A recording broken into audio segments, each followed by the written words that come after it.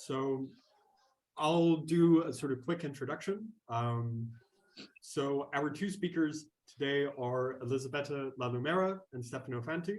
So Elisabetta is from the philosophy of, I believe, health and quality of life studies at the University of Bologna.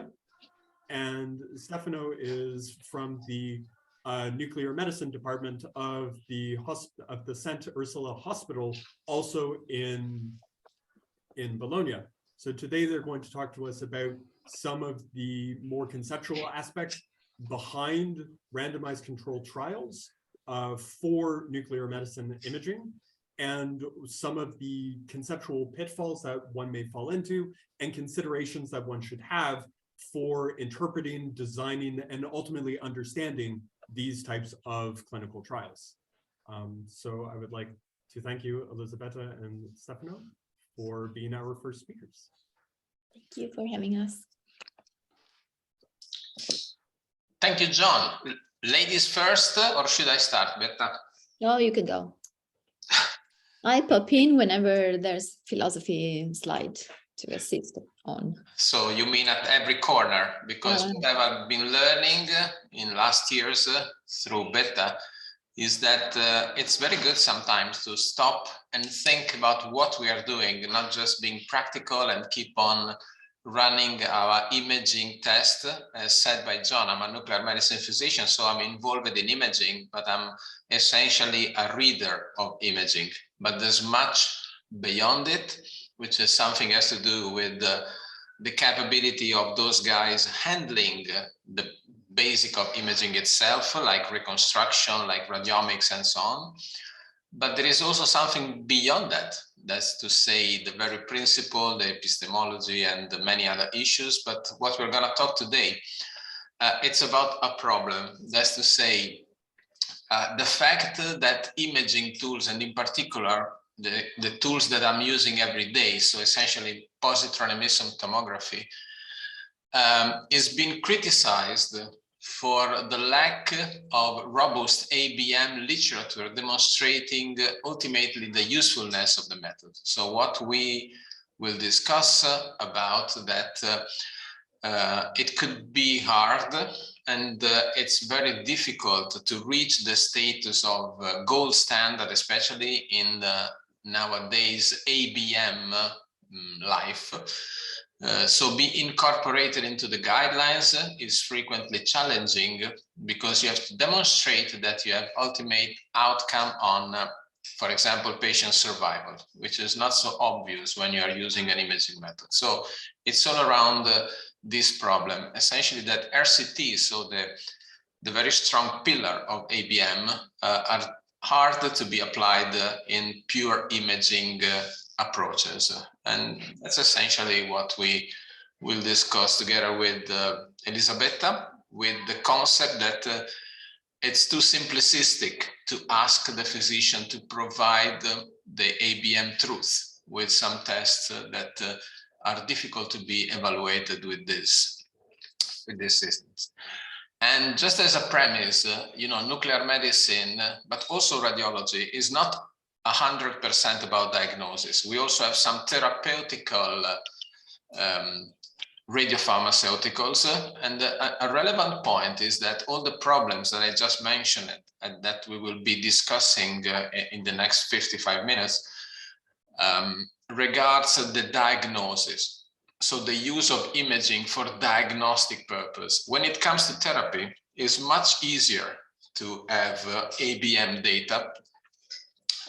This is an example, a famous trial published last year on the New England, which is probably the most famous journal, the most authoritative one in medicine, which is using a radiopharmaceutical. And in this case, it's very simple to design the trial because you are using the radiopharmaceutical as a therapeutical agent, not as an imaging agent. And that makes the whole difference. And we will further talk about that. But just to let you know, the point is about not the method, not the radiopharmaceutical, but rather the imaging issue. And the other point that we will further talk about is that there is a sponsorship behind it. So that's another relevant point, the fact that if someone is paying, then it's much easier to run a very good, robust protocol. So here probably Betta comes into the game because she found this interesting abstracts reporting, as noted, that when it comes to PET, and PET is the diagnostic tool of nuclear medicine, then you have a lack of robust ABM quality RCT.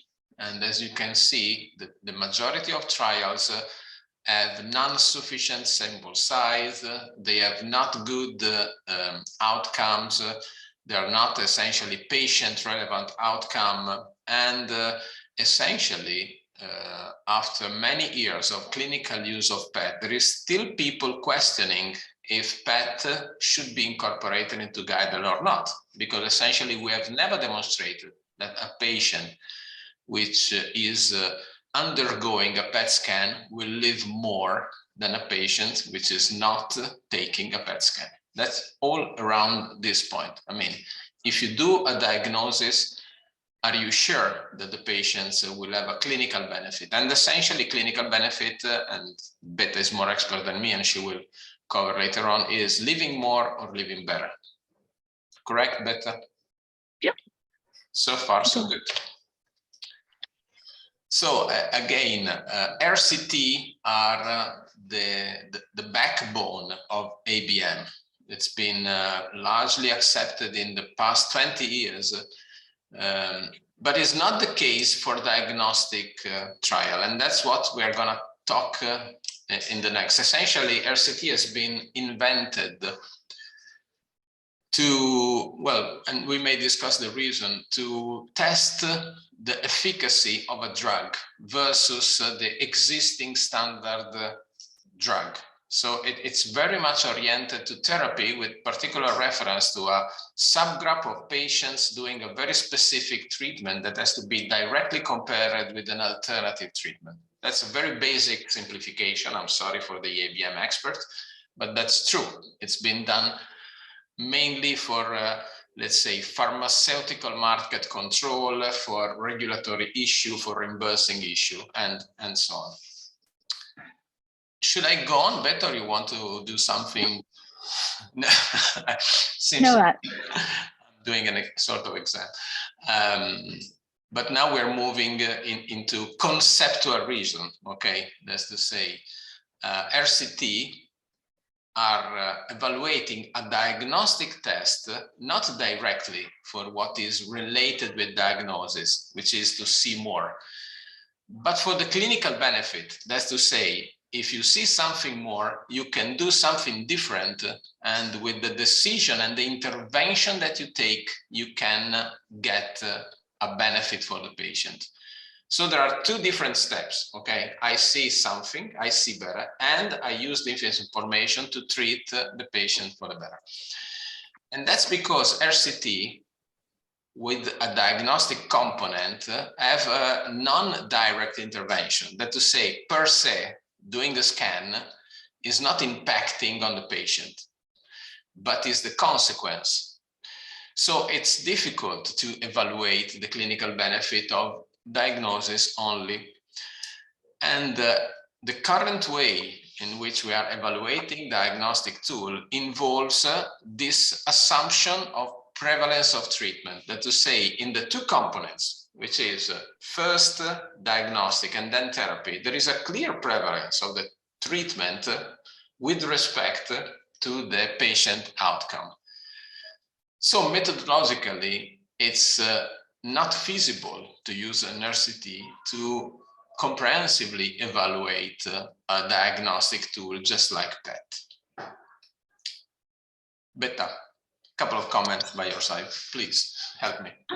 No, I think you can go on. It was just the outline of what is going to be next. So let's so maybe we might also skip this quickly because it's just a reminder of what are diagnostic accuracy studies, meaning the studies that they test a new kind of test or technique or methodology with respect to the standard one.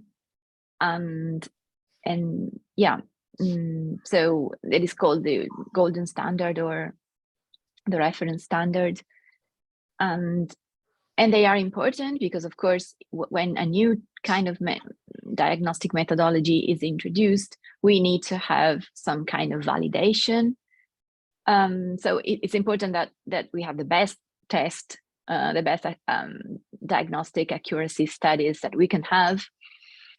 So the idea of having RCT is, of course, a well-grounded idea, because given that RCTs should provide the best evidence in general, then why not? Why shouldn't it be true that they provide the best evidence also for diagnostic accuracy studies? In fact, it is really interesting because diagnostic accuracy studies are a little bit, I think, a messy kind of area, both in methodology and maybe, of course, also in philosophy of science, philosophy of medicine. They're not really very much studied. Anyway, this is we can go on with the next one. So traditionally, diagnostic accuracy studies, those that compare, and so they're used to validate new kind of techniques, are of the observational kind. So there are case control or cross-sectional studies, and that's the way they have been usually carried traditionally. But yeah, as we said before, increasingly guideline developers, policymakers, so on and so forth, they require something more. That is, as we said, they require RCTs demonstrating clinical evidence, clinical benefit. Next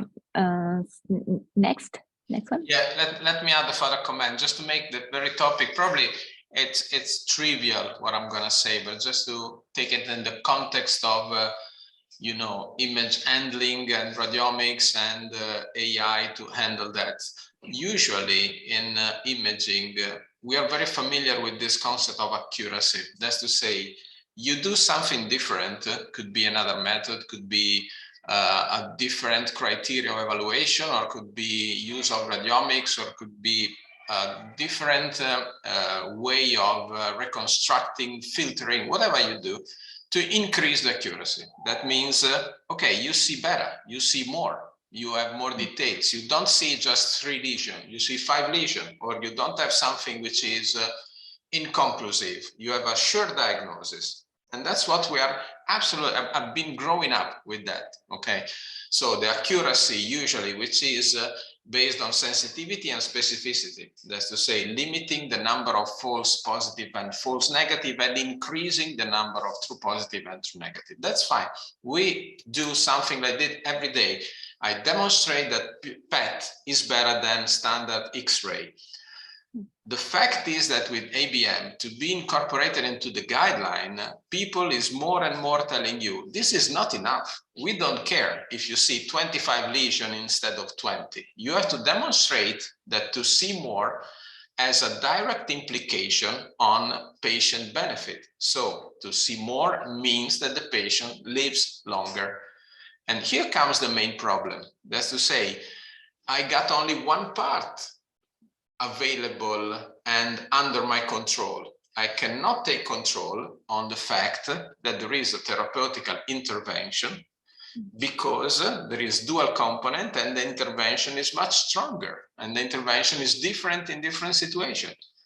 So it's something that it cannot be really mandatory and prescripted for every diagnostic tool, even if it's in line with the principle of ABM. Sorry for this redundancy, just to make very, very easy, which was the baseline of our discussion.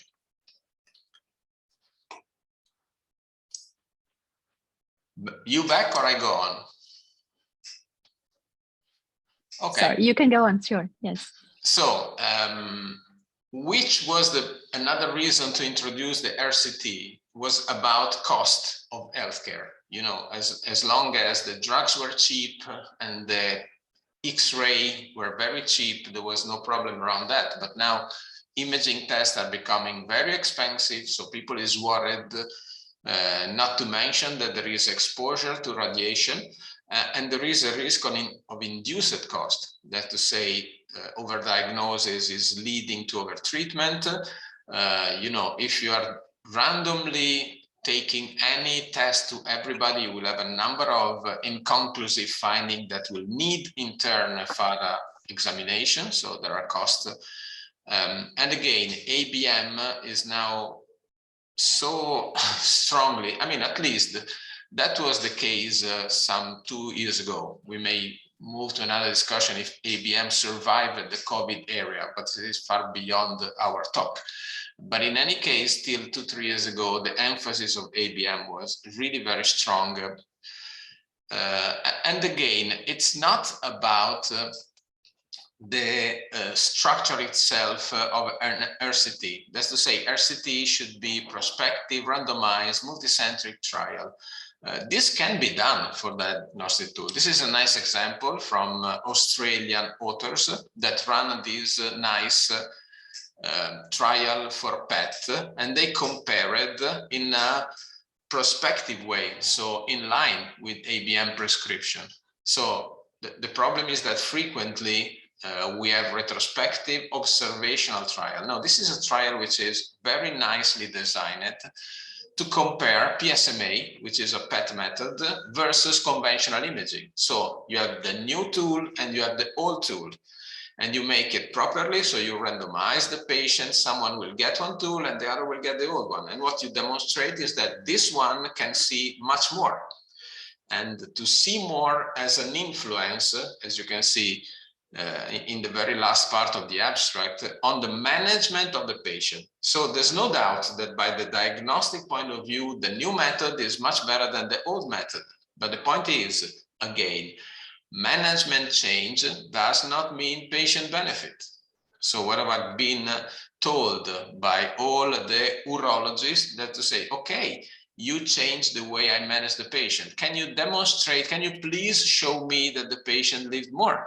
And there are a number of reasons why we essentially are unable doing that. And that's what with beta we have tried to identify.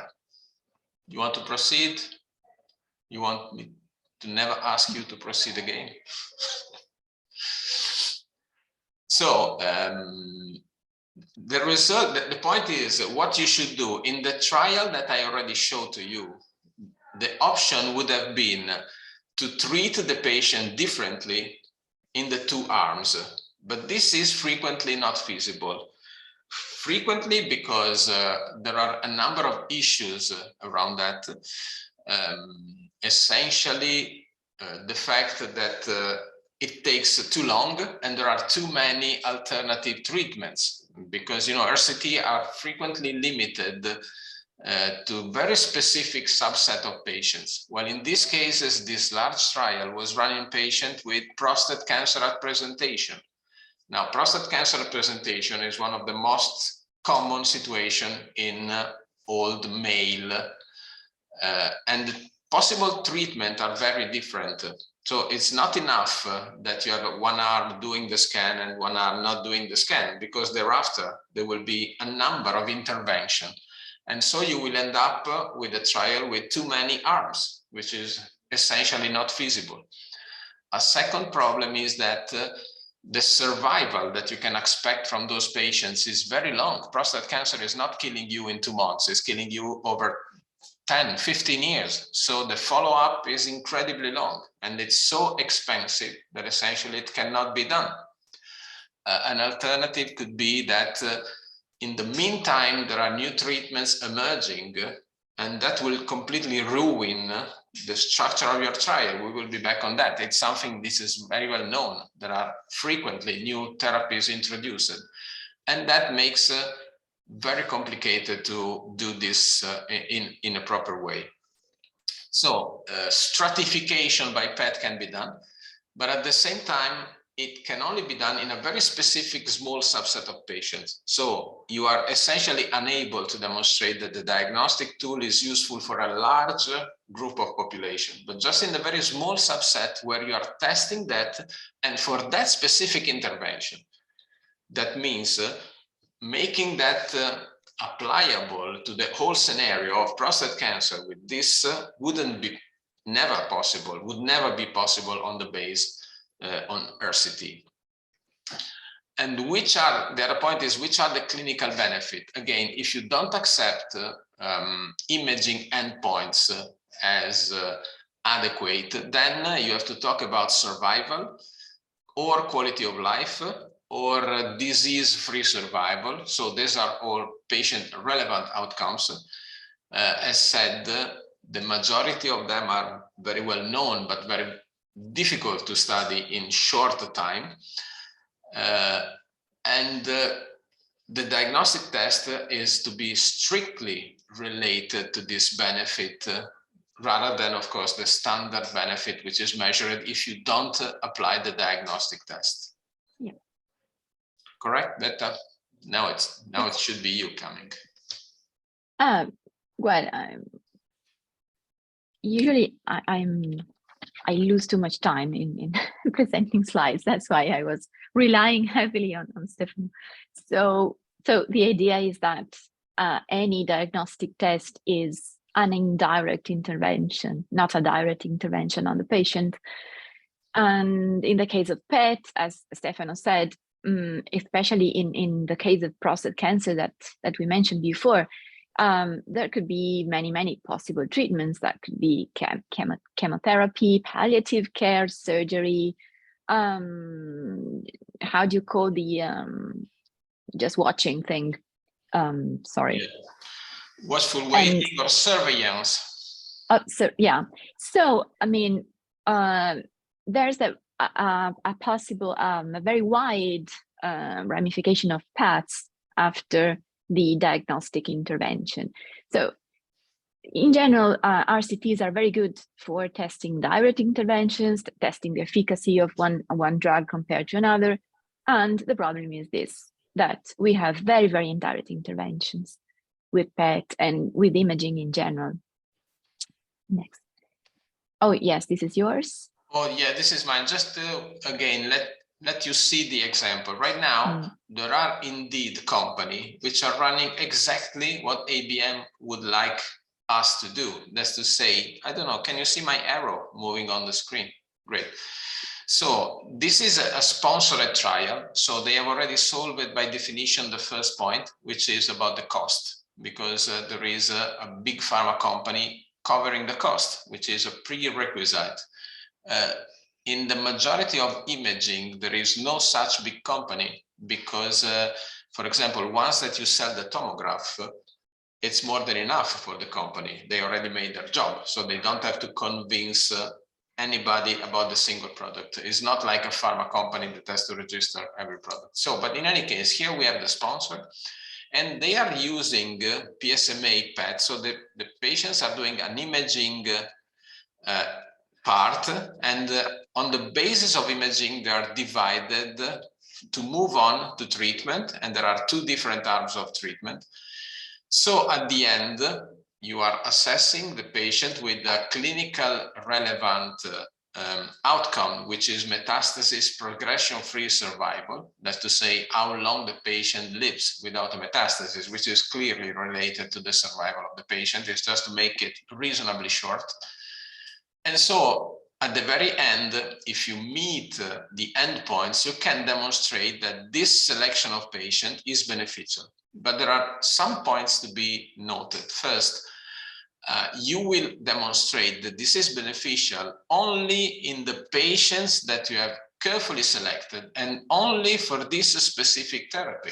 So as said, the therapy could be very different, because in this case, this is salvage radiation therapy plus hormonal therapy, but there are other options. So it's super specific to a very small subset of patients. The other point, take a look at the duration of this trial. The duration is incredibly long, and that will increase not only the cost, but the need of long time to come to any conclusion. And now there are some of those running, but these have not been starting since 2-3 years ago. So this method, PSMA PET, if you are waiting for such trial to be incorporated into the guideline, it could be incorporated exactly when it's more than obsolete, when it's too old to be used, which doesn't make any sense, of course. And you cannot spend all that time waiting for the trials to be completed.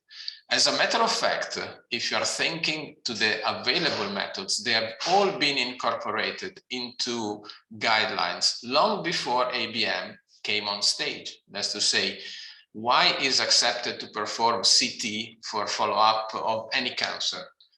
Just because there was no alternative and there was no ABM around.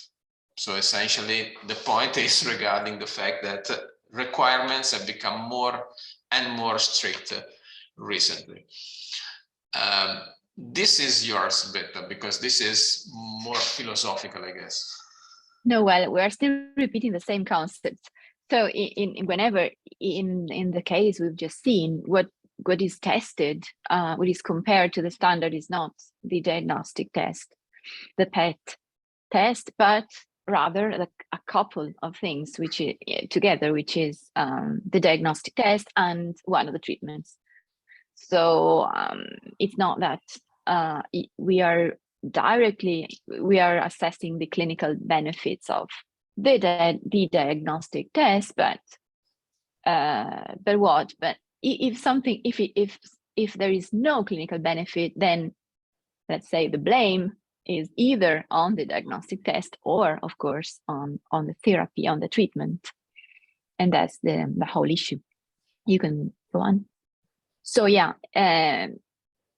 so in fact, what is actually tested is the treatment's clinical benefit, because for the definition of clinical benefit, the only thing that can have clinical benefit is in fact a treatment, because clinical benefits have to do with change in the patient condition, and no diagnosis can have this causal power, no?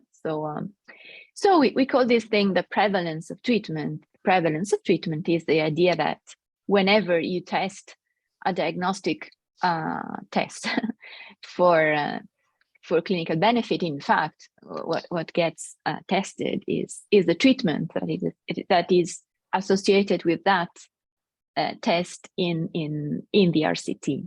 And maybe some of you might remember the Quine, Willard Van Orman Quine's idea of holism of confirmation. He said, well, he was against Popper. Popper said, we can have a crucial example that falsifies a theory, and that is good. We need to find crucial experiments, that falsify theories in order to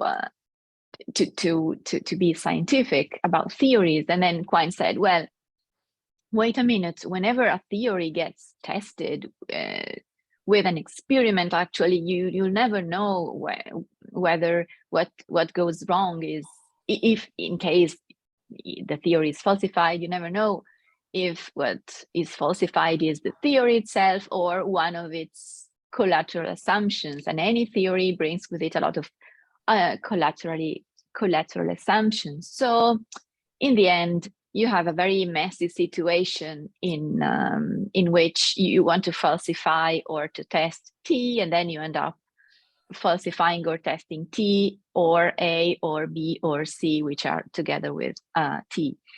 So I'm not saying that it's the same thing, but in the case of RCT and the coupled diagnostic test and therapy, we have this a sort of kind of same indetermination situation. So if we don't find any clinical benefit, then who's to blame? That's the idea. We can move on. So, and also, yeah, again, on the fact that any diagnostic test is an indirect kind of intervention. Of course, there's not just the idea that there's a diagnostic test and then there's an intervention, but also in between diagnostic test and intervention, there can also be other factors that make the causal chain even longer. For example, time, because sometimes interventions are chosen late, some other times they're chosen immediately. And this, of course, modifies the clinical benefit. This doesn't have anything to do with the diagnostic test itself. And also, of course, change in patients' and clinicians' perception of the situation, so how they feel, and this impacts a lot on clinical benefit, but it is very difficult to measure. So this was just to say that, in fact, it provides more reasons to be suspicious about this prevalence of treatment.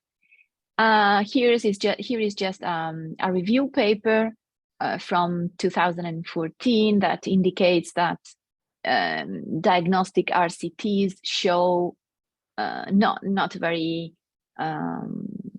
great improvements in patient outcomes in the test assessed.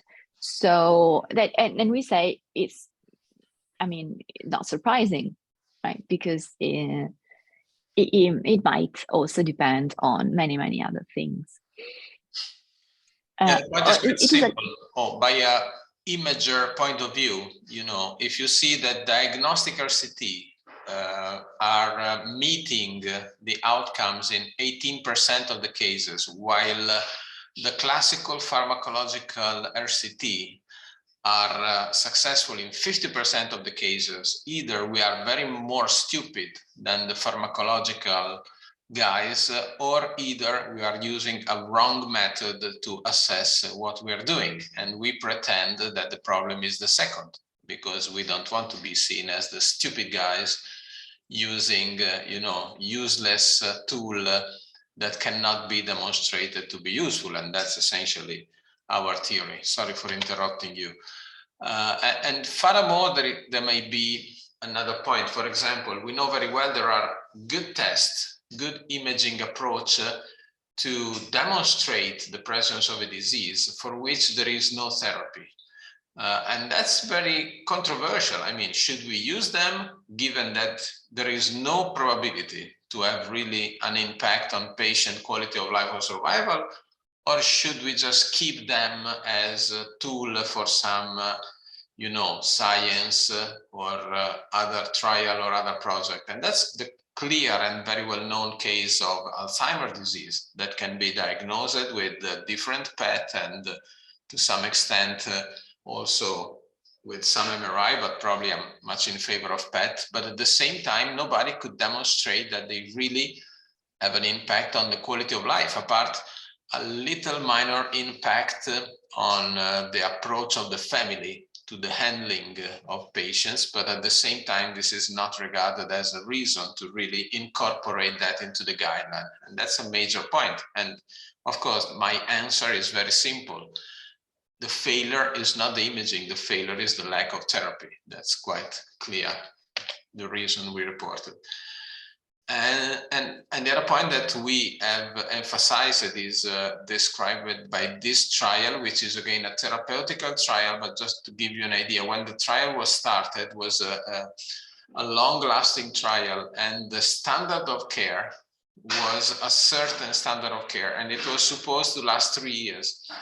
But indeed, the trial itself lasted like a decade for several reasons.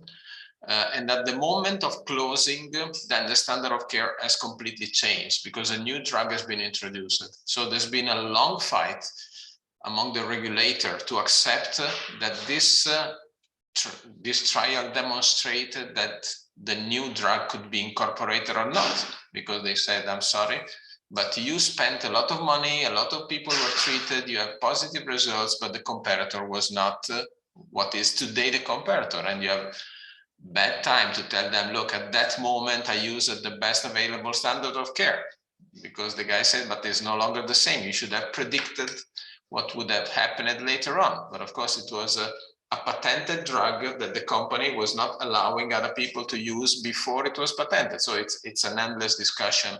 And again, the time issue is not unrelevant in this situation. Can I leave the question to you?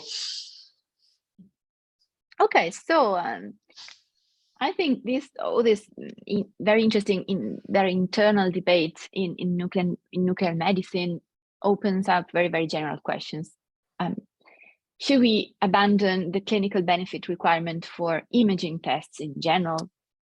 Or we could also say something like, well, accuracy or seeing more in itself could be sort of classified as a kind of clinical benefit for patient management, for example. The benefit would be to have more options, to have options clear. But can this be defended? So, and then of course, the question that remains open is, so people want RCTs because they want better science for the validation of imaging tests. So if not RCTs, then what can be done?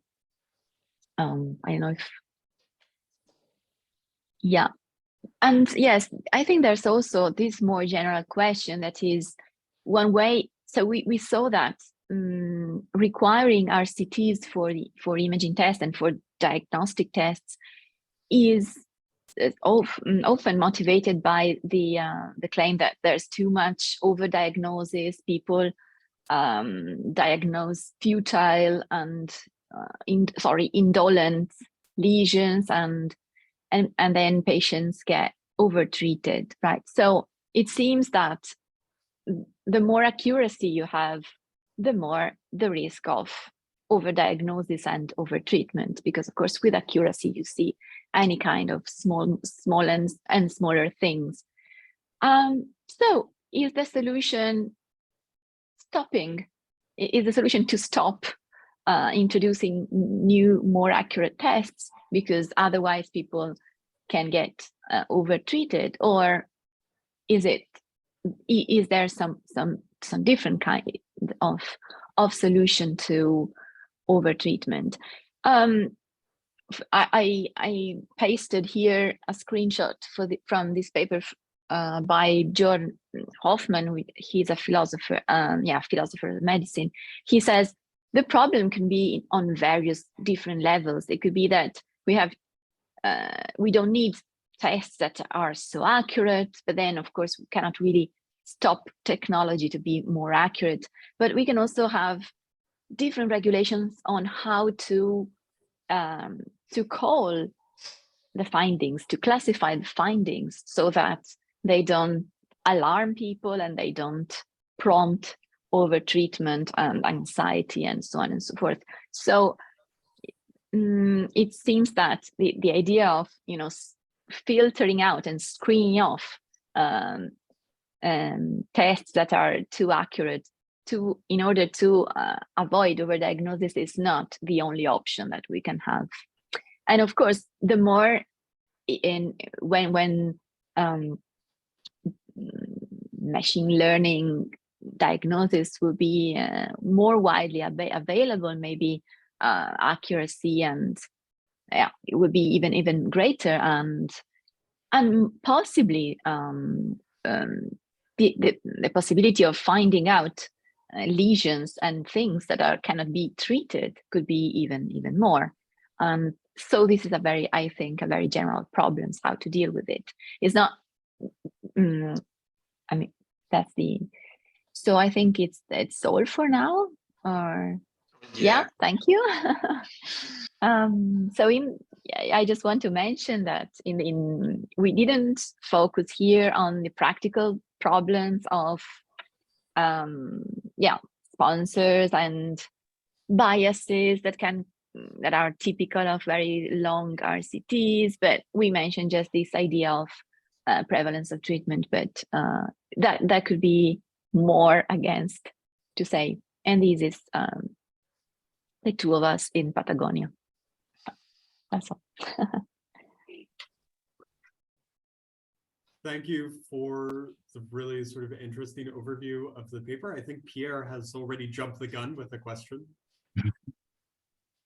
Yes, thanks a lot for this very interesting talk, which push us to think about this meta issues.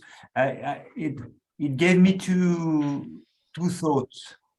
The first is because these are things that I had a look on these past years, but the first thing is maybe sometimes the added value of technology we are developing is not for the patient himself or herself.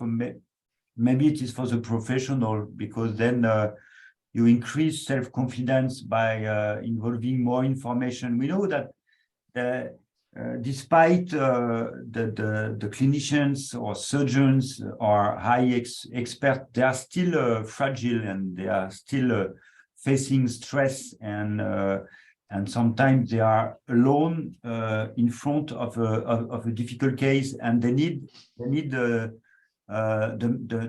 machine to confirm some hypotheses they have. So maybe increases self-confidence or impact on the professional is already a first benefit of a technology. We know people that in order to give a diagnosis will need multimodality imaging, because probably with one modality they will be able to find the hypothesis, but by having a multiple of information, they are more confident. So this is the first point. So maybe to look also on the impact on decision making from the professional point of view. And my second thought, which is a bit different, is I had a word coming in mind, which is soberness, which means is it enough to do good with less rather than try to do excellence with a lot more? And we are facing nowadays times where we spend a lot of resources, I mean, in terms of cost of energy or whatever, just to increase a few percentage of accuracy. And is it worth? So maybe we should better concentrate on reducing costs of the technology, and maybe making word spreading with benefit of more people. So maybe we can do more in terms of patients and people who will benefit from technology, but with a minimal cost. So maybe reducing information, reducing data and whatever. So these are the two remarks. Yeah, that's a nice point. I can address the first for sure, because I already heard it. That's to say, some people working, for example, in writing the criteria for reporting or using radiomics to increase the confidence of the reader, say, I'm not interested in those problems because I'm using something which is already existing and just trying to make it better. So to make, as you said, more confident the reader. I'm sorry to tell you, you are in our same business, so you have our same problem, because essentially what you do is reducing the gray area of indeterminate report and finding, and of course moving to a higher accuracy by increasing, hopefully, the number, for example, of false positive, which are in the gray indeterminate. But that could also be, I mean, a critical appraisal could say, no, you're also increasing the false positive. And who's telling you that giving more confidence is giving more true positive? Of course, the only way is an RCT. That's to say, if you have randomized the patients to receive the baseline approach versus baseline plus radiomics, AI, whatever you can put on top of that, is not just that the reader is feeling more happy or more relaxed or less alone, is that the patients with this, improved approach should have a clinical benefit. So bad news, you are under our same problem, not different. The second point, at least in my view, the second point is essential about sustainability, and I'm happy to leave that to Betta, who is much more expert of, healthcare and sustainability. No, not really. In fact, it is you that you work in a state hospital, so you, I guess you are the person who's most involved in that. But yes, I think it's an important point. The problem of allocation of resources, of course, because on one hand, technology is costly, and on the other hand, it can give more. And so one way is to go through to try to stick to what quality of care and appropriateness of care, meaning avoiding unnecessary double redundant tests to people who don't need them. And in this way, we can sort of smooth out the problem of costing. But yes, the problem of allocation of resources is huge, and it's a problem. It's a political, moral, ethical problem that maybe it's also different depending on the healthcare system you are in. For example, in our case, we have a universally funded, universal healthcare system funded by taxpayers, state. So, okay, the problem of right allocation is very pressing, and it's maybe in this scenario we can say things like as Stefano says frequently, no, you shouldn't do another PET for your staging because there's no, am I right? But this is when philosophy appears, is could we put a price on the life? So we say that an increase of 2 weeks of life for a patient is worth for, I don't know, a certain amount of money and cost. So is it something ethical? Is it something that will be done once?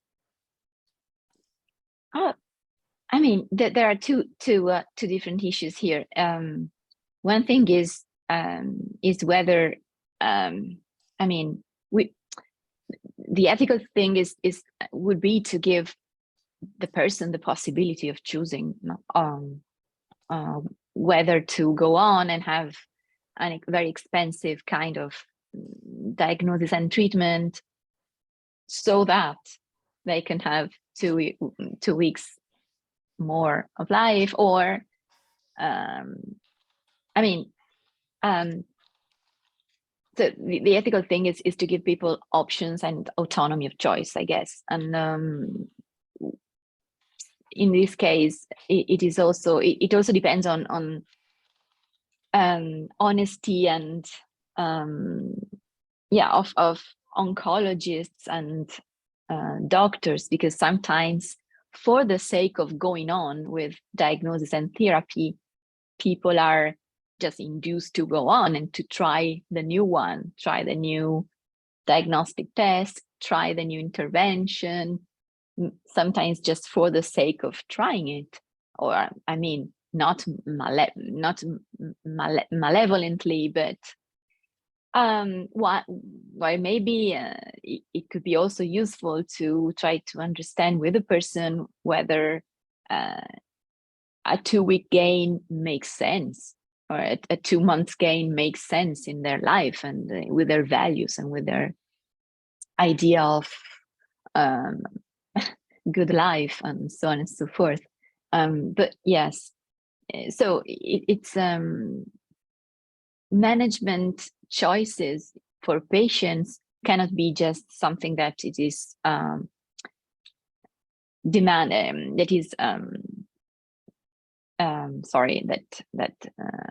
the healthcare management should do. And it is something that also the patient should be involved in. I guess. So now in Italy, people are increasingly, pressing for more and more diagnostic exams, because there is no problem of distrusting medicine in the field of diagnostics. People do trust all tests and diagnostic tests, and this of course increases costs. And on the other hand, it's weird because some other interventions, like preventive interventions or vaccines, are very much mistrusted. So it's another issue that should be somehow, it would be interesting to consider it anyway. So would you say that machine learning would decrease the cost of diagnosis? I think that I'm going to use the cop-out answer and say it depends. I think there is a certain way that one could imagine, if one imagines having an algorithm that has exactly the same as human level performance, it just literally is a substitute for the human diagnostician, there is a possibility that it could save time and could save a little bit of money in that sense. So in that way, it would have a benefit for the health system as a whole, but not necessarily reach that level of a clinical benefit. To the degree to which artificial intelligence could increase the level of a clinical benefit, I don't know. I think it is subject to the same prevalence or predominance of treatment that human diagnosticians have. I was wondering, just sort of out of curiosity, if we can historically reconstruct how the prevalence of treatment came about, because we're in a situation now where it is here, but I'm wondering if we can sort of map back, or even just theoretically, and figure out how it came to be here. A part of me sort of would hypothesize that a large chunk of it comes from just the structure of clinical trials being this sort of A/B testing, where you have one thing or one factor and you choose between one thing or another. And in that sense, interventions are, because they're the final stage, can often be identified, tested, and then put into regulation all by themselves. Which is why, and then when you introduce a diagnostic tool plus an intervention, you always assume that, oh, this intervention that has already been cleared can't be the problem because it's already been cleared. So that might be one way in which this sort of prevalence of treatment has occurred, and may give us an area or some indication of areas in which we could actually introduce new and interesting and useful diagnostics tests with actual clinical benefit, simply by focusing on the ones that also encourage new and, strangely enough, unapproved interventions. That way, when you're testing the system, you would have to sort of conceptualize it as a whole system rather than a diagnostic part and an intervention part. It's a super interesting question, and it's incredibly complex to address that, because to make it very simple, I can tell you it's so related to the emphasis of ABM, which essentially, I mean, evidence-based medicine is a concept introduced more than 20 years ago, but probably got the biggest success in the beginning of this millennium. And then it was further and further extended with the HTA, and it has become more and more relevant. So I'm very puzzled when I see that, for example, bone scintigraphy has been introduced and accepted in all guidelines on the 90s without any evidence of any clinical benefit, without at all, with numbers. Again, I'm talking about prostate cancer, with numbers of accuracy which are ridiculous. We're talking about 10% sensitivity, so nothing. But at that time, there was no ABM and there was no alternative. So it was incorporated. But what it's funny is that later on, when ABM came and started asking for those RCT and for those other, stuff that they liked so much, to some extent, they didn't get rid of the previous method. So they stayed there just because they said, okay, they are so consolidated, so old, so used that we cannot come back and demonstrate that it's good. I mean, nobody has ever asked an RCT to demonstrate that aspirin was good for headache. It's been around before ABM and it's still there. And that's a major problem because again, then ABM gets so prevalent that at the beginning they don't care about diagnostic, and then they started caring a lot. But diagnostic, frequently, it's not a drug. So nuclear medicine is very particular because we are using radiopharmaceutical, which are pharmaceutical. So something which has the potential to interfere and has to be produced with the rule of drugs production. But the majority of tests and the majority of equipment, just think about a CT, are not drugs, they're medical equipment. So they don't need an authorization by FDA regarding the therapeutical effect. They just need an approval like a device, which essentially should only demonstrate that you are not going to be killed if the tomograph crashes into itself.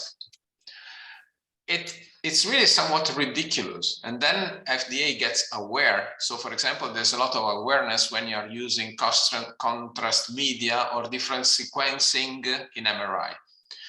But in general, the equipment itself, I mean, if you want to start a business with the new ultrasound device, you only have to demonstrate that when you plug it in, the patient will not be burned and that the operator will not be damaged or that. But these are the sort of things you have to demonstrate. And then you can start using that. The only point is when you want to have the result of your test fully recommended by a clinical guideline.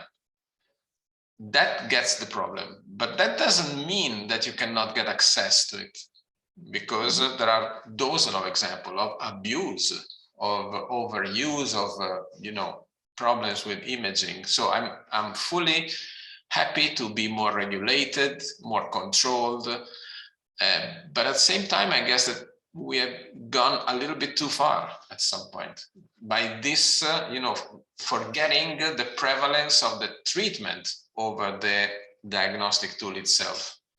In some cases, for example, a debate is if you can see a metastasis, does it really help the patient to live longer? It's clear that the rationale is there. I mean, it's absolutely clear. Then you may question, okay, but nowadays we don't have intervention that can really cure a metastasis. Okay, but how can you rationally sustain that avoiding seeing a metastasis very early can be useful for the patient? Doesn't make any rational sense, but that move immediately into the philosophical area. There's another question. Oh, thank you. Thank you for the great talk. Unfortunately, I need to leave. There is a meeting that had departmental meeting that had just started. So I just have a brief comment. The talk was very stimulating, and I think that the paper raises so many questions that we can't tackle in a single meeting. However, what I would like to share is like a few thoughts regarding machine learning and AI and how it can improve diagnosis and maybe somehow evaluate the correlation between our the diagnostic RCT, DRCT. So basically using, I'm just, just brainstorming and sharing one thought. So using reinforcement learning, we can create scenarios. We can simulate multiple scenarios that are biologically plausible based on the data that has been collected all over the world from, across different clinical trials. Although the data sets are very small and they're also very limited in terms of interventions, the AI system can learn how to create multiple simulations of different scenarios with different causalities and different rules that you will introduce into the game. And then it will give you at the end whether, with some interventions for using a particular number of changes that you want to introduce, or variables that you want to change, if this is interesting or beneficial to the outcome. So basically, you can create a space of diagnosis, you can create a space of interventions, and a space of responses and outcomes with multiple variables. And then you can play with that with a supercomputer and then get some statistics out of that. But all of it will be in the simulated world. Now, using the simulations, how are you going to interpret that in the light of the real data that you have, which is minimal and like, you can't have some, solid conclusions from that. That's another question, but it's something that we can try, but it needs to be designed with you guys and with doctors and with AI people. So we design it in the right way, if there is a right way to design it. So that's an open question. I have never thought about it. So this just has crossed my mind when you presented your work. And I'm not an expert, so this is the first time I read something around these lines. I was reading your paper before the meeting. So another thing is like, I'm just raising also an open question, whether we want to, it's just about how to balance a patient-centric medicine and a research also kind of centric medicine, because collecting more data, it may be good, but it may harm the patient, because I know, like, if you want to put the patient through a PET scanner and then an MRI, and then like maybe if you have a PET MR, that's fancy. So yeah, so like you harm them psychologically, but also financially. So from a data analysis perspective and a data hungry world, it is good to collect more data. So we're always happy to have more data. But from a patient and human centric perspective, it might cost the patient more if they cannot cover for these costs. I know, like, for example, in poor countries, these, like, you have like 0 MRI, for example, in many countries in Africa, and maybe 0 to 2. That's the stats in one of the Lancet review papers that was published, I guess, like last year. So there isn't a lot of accessibility and affordability in terms of diagnostic imaging, and these tools are used in half of the world, the upper part of the world generally, and in the second half they're completely overlooked. So so that's another question, having affordability, right? So how if you want to use these tools, and even if they are successful, even if they treat patients and they turn out to be costly, we need to remember that it's going to be costly to half of the world, and the other half will not even have a chance to use it. So that's another question or another comment I wanted to make.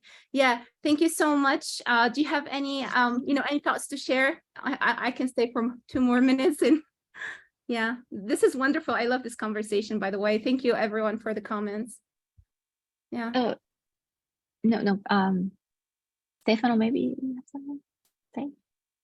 No, absolutely. I fully agree with all your comments. And I just read that, for example, in some trials where there is the subgroup analysis and some of them do not reach statistical significance, now through AI, you can enrich those subpopulation by generating virtual data. That could be fantastic, because we know from the beginning that it's never possible to include all the potential subset. I also feel there is a great future for that.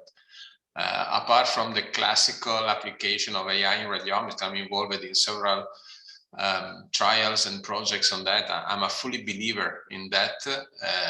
But again, as said, the first step, as John mentioned it, is to do as good as human.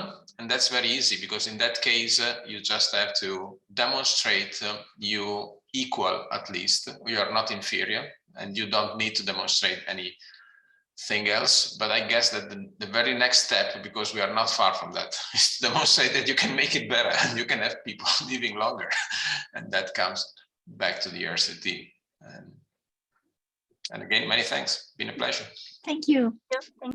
I look up for suggestions about this, even if it's very difficult for me to understand the idea of aiding diagnosis with space of diagnosis, space of interventions, and space of variables, things, models. Wow. Yes. Very reachable. I'll just leave in my email in case you want to reach out at some point. Okay, thanks. I think to build off of Islam's idea, I think it would be interesting to see if artificial intelligence and machine learning would allow for a level of simulation as a requirement that we see in other fields. So I'm thinking of things like civil engineering. No one builds a bridge in reality, and then, no one builds 10 bridges and then says, okay, if only 2 of them fall down, then this is a good bridge. No, you do extensive amounts of simulation before building a single bridge. And I'm wondering if artificial intelligence would allow for that sort of mentality to also be encouraged in the medical devices and diagnostics domain, that we wouldn't even dream of applying a particular test unless we had extensive simulation results saying that it should work with a certain level of accuracy.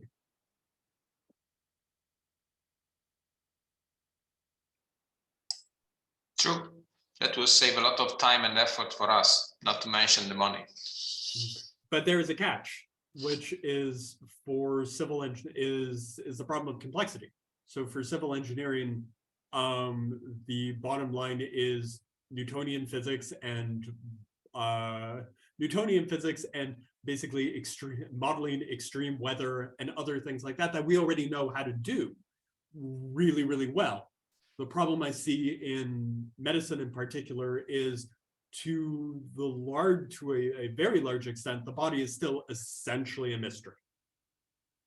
So I'm wondering to what, and of course we can say, oh, machine learning is going to solve that. But as a machine learning researcher, I'm also a little bit skeptical that we would be able to create meaningful models that would actually be able to be constrained to the biologically reasonable and biologically feasible, and yet still be representative. It's no use having a simulated patient who would have a zero possibility of appearing in the clinic.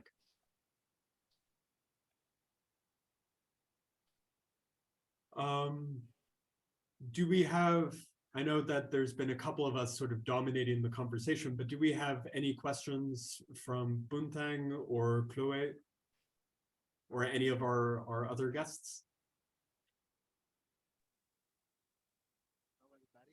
Now, as for this, can you hear me? We can hear you, but it's very, very quiet. Yes. I think it's because of this Zoom thing.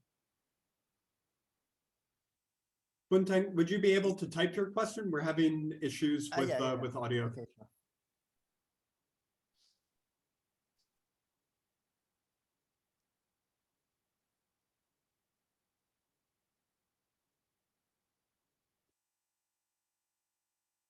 Oh. So while assuming Buntang is writing a question as well, I think another aspect that we may want to consider when we're conceptualizing just medical technologies as a whole is the concept of medical nihilism. I think that's Stenganga. So he pointed out throughout the course of an entire book that it is relatively rare to find a diagnostic tool or an intervention that actually makes a difference. I remember seeing several things or several articles that talk about how the most effective interventions that have ever been, discovered in medicine are soap and smoking cessation.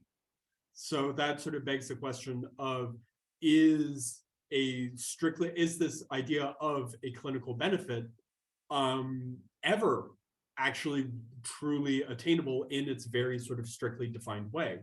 If it's the only things that have done it in the past are literally things that fix huge glaring issues, of which there's only so many. Yes, this is a very fascinating point to me, because of course, yes, it is.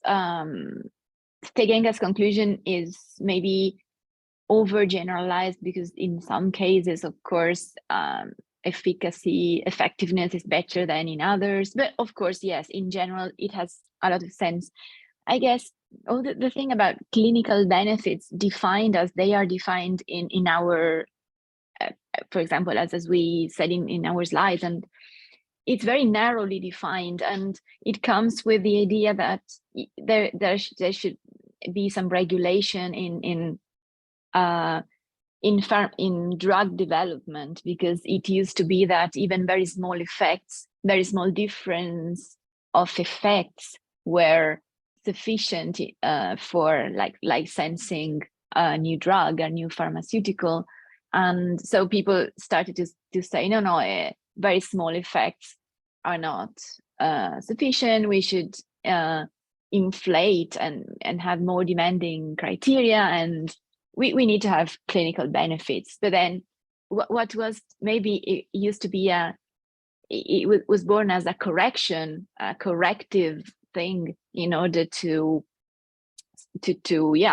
avoid basically pharmaceutical speculation, then now is a little bit difficult to manage, I guess. So clinical benefit is very demanding, and we should maybe, it's an interesting notion to study. So I think next thing I would do is to understand clinical benefit and see if maybe also from the historical perspective, it has some sense to try to understand where it came from and how it can be, how and whether it can act as a regulatory requirement, because it can be super powerful and it can be very, very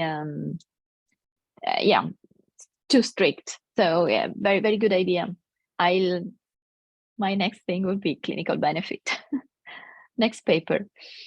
Thanks for the suggestion. I think if I can ask one last question before closing the session, because we are running quite significantly over time. What would be the next thing for you, Stefano? Oh,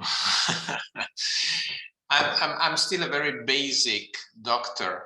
So I said, I'm fully with you. I think that this emphasis on a measurable clinical objective is coming to some end, given that simply, in most cases, the limit of duration of life it's almost reached, and for other situations, the uncurable things are so badly uncurable that I can see really no solution next to me.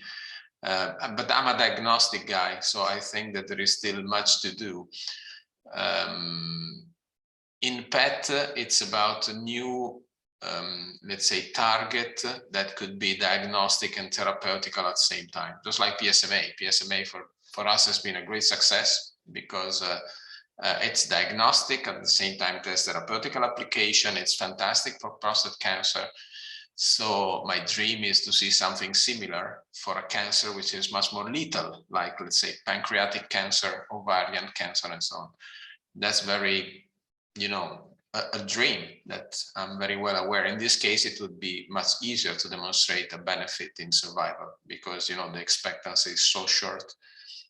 And I get the impression that what you mentioned before, the use of AI or deep learning or whatsoever to, let's say, simulate the likelihood of success of a trial would be very important, because I said, if you have to run a real trial with a sufficient number of patients, it costs literally $12 million, and it takes 6 to 8 years. Okay, that's what we did, but it should be looked at as a little bit of a past, practice. Let's just say, what if we can just simulate all of that? What if we can know a little bit better some principle of working, getting some animal data or some phase 1, phase 2 trial, and we don't need to run anymore the phase 3, because it's the phase 3 which is really bringing you to this cost and duration and so on. That could be a dream that we can make real together, essentially. Change this concept of RCT have been so successful, but at the same time, they are demonstrating nowadays the limit. And limit are, for example, impossibility to properly evaluate the diagnostic tool, but limit are also the multiplication of incredibly expensive projects, which can only be done by big pharma. So for example, any small company at some point has to sell the idea to the big pharma, but maybe if you have a tool to run it academically, it makes things completely different.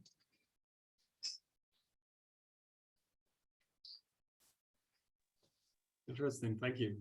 I think we should now stop the recording, but I would like to thank everyone who has attended, and especially thank Stefano and Elisabetta. I think this has been great. I hope that these journal clubs can continue, and I hope the future ones are as productive as this one has been. Thank you very much. Goodbye.